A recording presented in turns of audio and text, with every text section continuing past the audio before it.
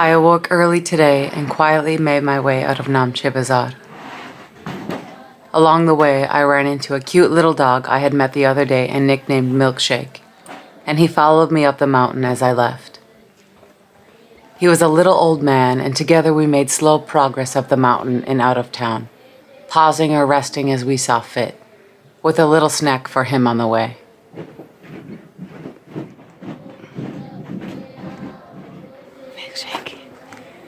Milkshake's following me, yay. Kids in the classroom.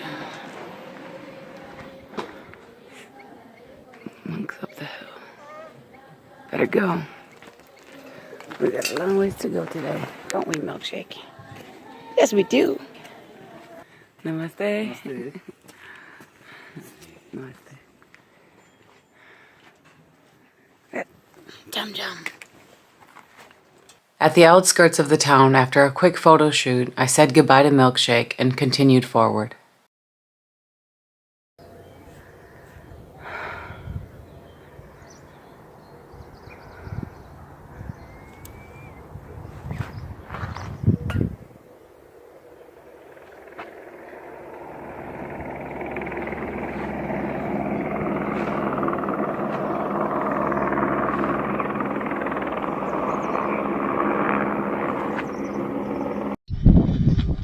I'm resting there, with my backpack against the rock as the yaks come through.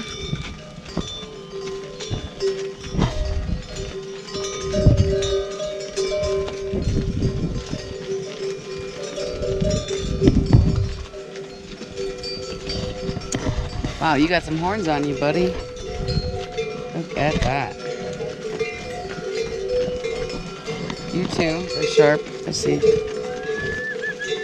And the yak herders. Namaste.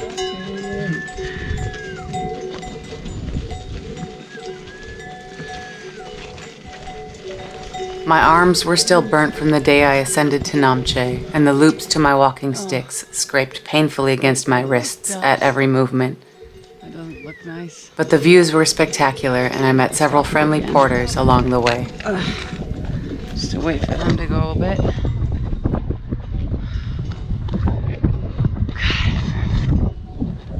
God. Really incredible. The sun is intense. Look, I was not that tan in India for whatever reason. I guess I was covering up a lot. Look at this fucking difference. That was the day from Fakting to Namche. And I put on a lot of sunscreen. It's just, at a certain point, what can you do? Unless I wear long sleeves. Fuck that, it's too hot. Alright. On our way. At a checkpoint just before beginning the steep ascent up the mountain to the tiny village of Tengboche, I realized I had made a critical mistake and left one of my trekking permits behind in Namche. I was having a bit of a meltdown and must have looked distressed because a man, woman, and their guides noticed my trouble and swooped in to help me. With the aid of their guides, they were able to sort me with a new permit, which saved me, because if they had not been able to help me, I would have had to trek all the way back to Namche, where I started that morning, just to retrieve my permit, and then trek all the way back to the checkpoint, where I would then climb the mountain before me, and finally sleep for the night. Because of their help, I was able to purchase a new permit and then continue on my way up the mountain towards Tengboche.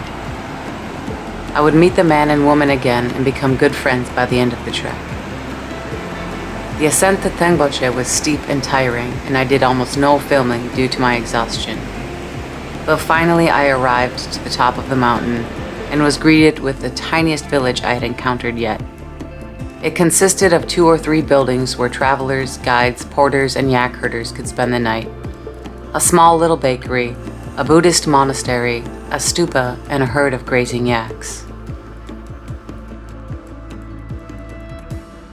I ran into the man and woman who had helped me earlier and learned their names were Usman and Swata. We also met a man from Chile who went by the nickname Pancho, and together we went to the bakery to treat ourselves to something sweet. Our group became fast friends, and later that night I would share my nak cheese with Pancho and several of the guides, while Pancho treated us to some Chilean wine found in the lodge. It was a beautiful day, and I went to bed content. Sleep, however, had other plans, or rather, had no plans with me. I barely slept that night, waking with terrible and strange dreams I couldn't remember but left me feeling anxious, and was constantly waking gasping for air as if I couldn't breathe. I knew it was the altitude getting to me and took my first pill of Diamox, the altitude sickness medication, in the hopes it would help. I fell into a fitful sleep hours later, but felt no more rested the following morning and awoke with a huge headache. I don't have a jacket on because it gets so hot hiking. Today's weird though. I had not much sleep and weird dreams and kept waking up like I'd be right about to fall asleep. And then this is nice. Yeah, I'd be right about to fall asleep and I'd wake up like not being able to breathe. It's very annoying. And then I took Diamox, half a pill and then another half a pill about a half hour ago. And my entire body is numb, tingling. My boobs, my neck, my face, hands, legs, feet, toes. It's weird. Apparently that's a side effect though. Oh. Now I need to drink shit tons of water.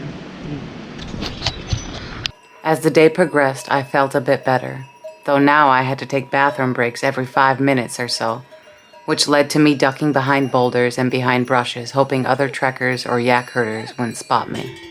The views for using the toilet were amazing, however.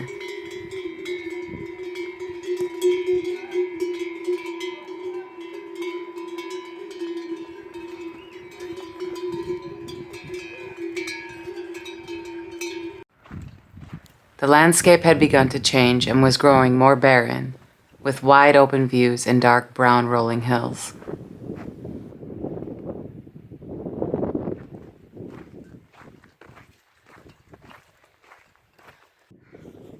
At a certain point, I was filming when I heard a shout and realized it was Paulina, the girl I had met days earlier below Lukla, and met several times again along the trail.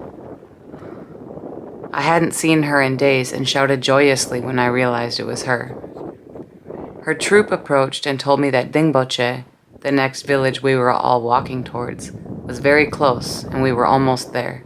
Paulina! Oh shit, Paulina, I haven't seen her in days.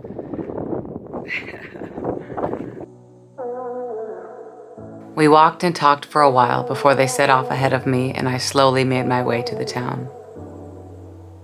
Dingboche lay beneath a large and beautiful mountain, and I stared in awe at the scenes before me as I made my way into the town. I found a lodge, put away my things, and went to hang out with Paulina for a while. Tomorrow would be an acclimatization day again, which meant I would spend 2 nights in Dingboche instead of the normal 1 night. With that knowledge, I lounged luxuriously and late into the night, writing in my journal.